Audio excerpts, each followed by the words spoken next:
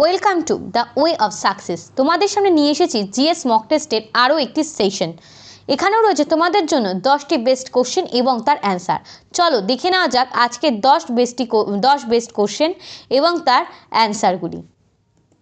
First question, the Greeks were driven out of India by Chandragupta Maurya, Chandragupta Vikramaditya, Ashoka আর বিন্দুসারা। অর্থাৎ গ্রিকদেরকে ভারত থেকে কে বিতাড়িত করেছিল?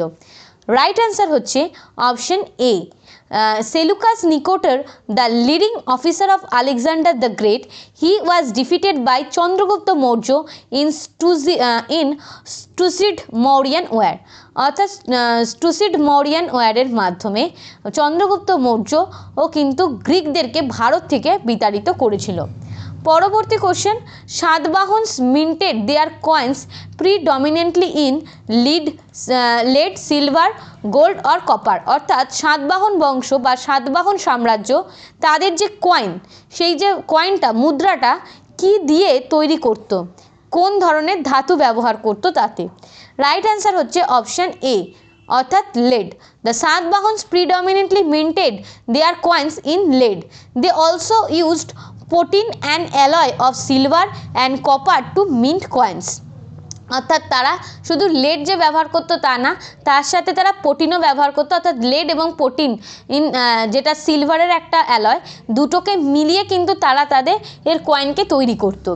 পরবর্তী question, what is multiple voting system? Multiple voting system কি? Option A, every citizen votes 3 different votes, only high official vote for more than once, candidates vote more than once. Option D, registered voter votes once and other special eligible voters vote more than once. আমাদের কাছে জানতে চাইছে multiple voting system বলতে কি বোঝায়? Right answer হচ্ছে option D, explanation. Plural voting is the practice whereby one person might be able to vote multiple times in an election. অর্থাৎ একজন ব্যক্তি অনেকবার কিন্তু ভোট দেওয়ার অধিকার পেয়ে থাকে। In Belgium plural voting was introduced in 1893। বেলজিয়ামে কিন্তু প্রথম এই যে প্লুরাল ভোটিংয়ের যে ব্যাপারটা সেটা কিন্তু লক্ষ্য করা গিয়েছিল।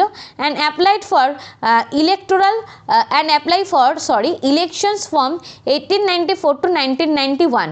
এই জিনিসটা কিন্তু চলেছিল 1894 থেকে 1919 সাল পর্যন্ত, as a way to limit the impact of universal suffrage. Every male citizen over the age of 25 years got one vote for legislative election, but some electors got up 2 supplementary votes according to some criteria. কিছু বিশেষ ক্রাইটেরিয়ার জন্য কিছু মানুষ কিন্তু এই শুধু একটা না, তার বদলে তারা কিন্তু 2টো ভোট দিতে পারত। পরবর্তী question, which of this language is generally not spoken in southern part India? ইন্ডিয়ার সাউদার্ন পার্টে কোন ভাষায় কথা বলা হয় না? তেলেগু, কোঙ্কনি, মৈথিলি, মালায়ালাম। রাইট অ্যান্সার হচ্ছে option C, Maithili is a language spoken in Mithila region which is present day Bihar. Telugu, Konkani and Malayalam are languages spoken in southern part of India in state of Andhra Pradesh, Goa and Kerala respectively. অর্থাৎ এর right answer হচ্ছে আমাদের মৈথিলি। মৈথিলি ভাষাটা কিন্তু Maithili reason অর্থাৎ আজকের বিহার যেটা, সেইখানে কিন্তু দেখা যায়। এছাড়া তেলেগু, কোঙ্কনি, মালায়ালাম কিন্তু এই যে ল্যাঙ্গুয়েজগুলো আছে এগুলো কিন্তু সাউদার্ন পার্ট, ইন্ডিয়ার যে সাউদার্ন পার্ট অর্থাৎ অন্ধ্রপ্রদেশ, গোয়া, কেরালাতে কিন্তু ব্যবহার করা হয়ে থাকে। রাইট পরের কোশ্চেন হচ্ছে, the planning commission of India was constituted in the year. Planning commission কোন বছর কনস্টিটিউটেড হয়েছিল? 1942, 1947, 1950 না 1955?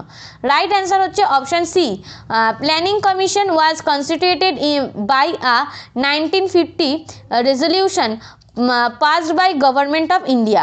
অর্থাৎ গভর্নমেন্ট অফ ইন্ডিয়া আর রেজলিউশনের মাধ্যমে 1950 সালে প্ল্যানিং কমিশন কনস্টিটিউট হয়েছিল এবং বর্তমানে এটা কিন্তু নীতি আয়োগ নামে 2014-তে রিপ্লেসড হয়েছে। অর্থাৎ প্ল্যানিং কমিশন এবং নীতি আয়োগের কাজকর্ম বা দুজনের মধ্যে কিন্তু বিশেষ কোনো পরিবর্তন নেই। পরবর্তী কোশ্চেন বলেছে, which of the following plans had actual growth rate higher than the targeted growth rate?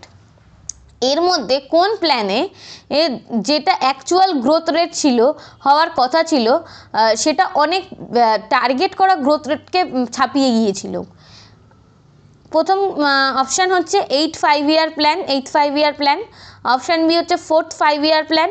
Option C হচ্ছে 5th 5 year plan. Option D হচ্ছে 7th 5 year plan. Right answer হচ্ছে অপশান এ, অর্থাৎ in 8th 5 year plan the targeted growth rate was 5.6%, but it achieve the growth rate of 6.8%। অর্থাৎ যে অষ্টম যে পঞ্চবার্ষিকী পরিকল্পনা তাতে একটা টার্গেট করা হয়েছিল যে আমরা কতটা গ্রোথ করতে পারি, সেক্ষেত্রে দেখা গিয়েছিল যা গ্রোথ রেট তারা আশা করেছিল 5.6%, সেই গোলটা কিন্তু অনেক আগে তারা অ্যাচিভ করে ফেলে এবং তার বিয়ন্ড অর্থাৎ তার থেকে আরও অনেক বেশি কিন্তু গ্রোথ রেট কিন্তু সেই সময় অ্যাচিভ করা হয়েছিল। টার্গেট ছিল 5.6%, কিন্তু অ্যাচিভ হয়েছিল কিন্তু 6.8%। পরবর্তী question, chickenpox is caused by, chickenpox যে রোগটা এটা কেন হয়, কিসের জন্য হয়? Option A protozoa, option B bacteria, option C virus, option D fungus. Right answer হচ্ছে option C, chickenpox is a highly contagious disease caused by primary infection with varicella zoster virus. অর্থাৎ chickenpox কিন্তু একটা virus জনিত রোগ। যদি আমাদের কাছে জানতে চায় যে চিকেন পক্স কোন ভাইরাসের মাধ্যমে হয়, তাহলে সেক্ষেত্রে কিন্তু অপশানে যদি ভেরিসিলা জোস্টার ভাইরাস বা VZV বলে যদি উল্লেখ থাকে, তাহলে কিন্তু এইটা হবে কিন্তু তার answer. It is usually started with vascular skin rash mainly on the body and head rather than the periphery that other become itchy. It is an airborne disease. অর্থাৎ এটা মানে বাতাসের মাধ্যমে ছড়ায় এই ডিজিজটা, এবং এই ডিজিজটা যদি কারোর হয়ে থাকে তাহলে সেক্ষেত্রে তার গায়ে কিছু লাল লাল ধরনের ফুসকুড়ি দেখা যায় এবং যেগুলো খুবই মানে অস্বস্তিজনক এবং চুলকানোর যে একটা ব্যাপার সেটা কিন্তু হয়। এটা মূলত মাথায় এবং গায়ের যে চামড়া সেখানে কিন্তু হয়ে থাকে। পরবর্তী question, dengue, dengue is spread by, dengue কিসের দ্বারা স্প্রেড হয়? House fly, fruit fly, mosquito or butterfly. Dengue কিন্তু স্প্রেড হয়ে থাকে অপশান সি, ডেঙ্গু স্প্রেড হয়ে থাকে কিন্তু আমাদের মশা থেকেই কিন্তু আমরা জানি যে ডেঙ্গু রোগ কিন্তু ছড়ায়। চলো দেখে নেওয়া যাক এর রাইট অ্যান্সার কী আছে। Dengue refers to a tropical disease caused by 4 different types of virus. এটা কিন্তু RNA containing abbreviation of Falvey group. It is usually transmitted by mosquitoes and the common symptoms includes fever, headache, muscle, joint pain and skin rash. There is no vaccine for dengue and only way to reduce infection is to improve hygiene. অর্থাৎ dengue কিন্তু মশার দ্বারাই হয়ে থাকে এবং আমরা দেখি আমাদের পশ্চিমবঙ্গ বা আমাদের কলকাতাতে প্রচুর মানুষ কিন্তু ডেঙ্গুতে আক্রান্ত হয়ে থাকে। এর সিমটমসগুলো কী কী? মাথা ব্যথা, জ্বর, গায়ে হাত পার গাঁটে গাঁটে ব্যথা এই ধরনের, এবং সেই সঙ্গে স্কিনে অনেক ক্ষেত্রে কিন্তু র্যাশও দেখতে পাওয়া যায়। বর্তমানে এর কোনো ভ্যাকসিন নেই, সেক্ষেত্রে অনেক মানুষকে আমরা দেখি যারা মারা যান। তাই এর থেকে বাঁচার একমাত্র অপশান হচ্ছে আমাদেরকে হাইজিন মেনটেন করতে হবে এবং হাইজিনকে অনেক বেশি ইমপ্রুভ করতে হবে। পরবর্তী কোশ্চেন হচ্ছে, Namdapha is a national park in, Namdapha national park কোথায়? Mizoram, Manipur, Tripura or Arunachal Pradesh. Right answer হচ্ছে option D, Namdapha national park is 3rd largest in India. Namdapha national park কিন্তু ইন্ডিয়াতে যত ন্যাশনাল পার্ক রয়েছে তার মধ্যে 3য় বৃহত্তম। It is also biodiversity hotspot in eastern Himalayans. এটা কিন্তু ইস্টার্ন হিমালয় এর লোকেশন এবং it is located in Arunachal Pradesh. It is a tropical rain forest, it is a tiger reserve, এটা একটি টাইগার রিজার্ভ এবং এর লোকেশন কিন্তু অরুণাচল প্রদেশে।